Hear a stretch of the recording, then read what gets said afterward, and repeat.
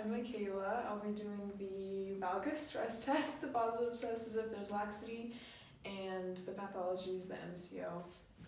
So you'll just push medially, and then at 2 different angles, and then bilaterally.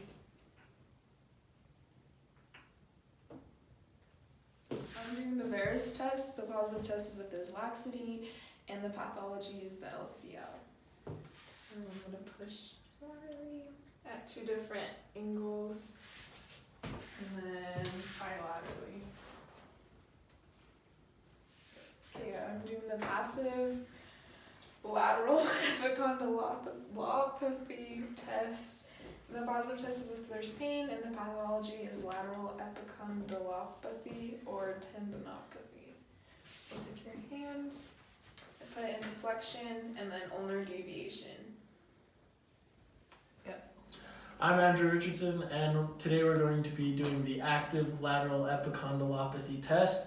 This tests for lateral epicondylopathy or tendinopathy. So to perform the test, I'm going to have him push up against my hand to flex those extensors. The positive test would be pain. Now we're going to do the passive medial epicondylopathy test.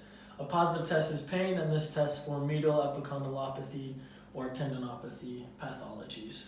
To perform the test, we're going to stretch the flexors of the wrist passively, and if there's pain, that's a positive test. Now we're going to do the active medial epicondylopathy test. This tests for, again, medial epicondylopathy or tendinopathy. To perform this test, we're going to have them push against your hand and try and flex at the wrist. A positive test would be pain.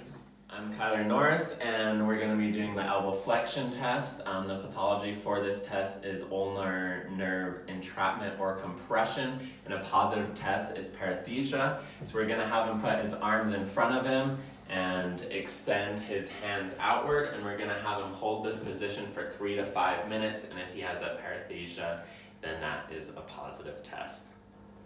Alright, we're going to be doing the radial ulnar collateral test. What we're looking for here is for pain or laxity, which would be a positive test, and the pathology is an RCL sprain. So we're going to have his hand out here. We're going to put it into ulnar deviation, which is checking the radial, and then we're going to put it in radial deviation, which is checking the ulnar. And then we're going to do it with the other side. Since we're testing laxity, we need to do bilateral. And there we go.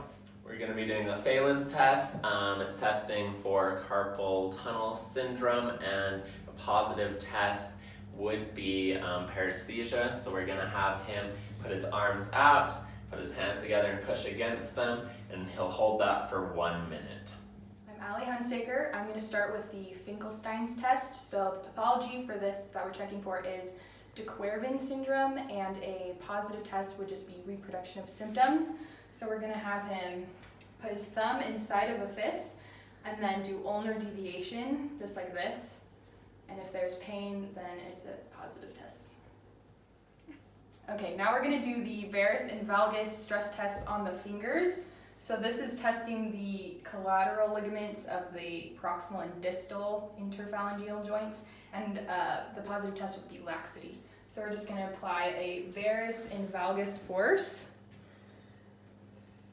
And then we would want to check bilaterally since it's testing for laxity.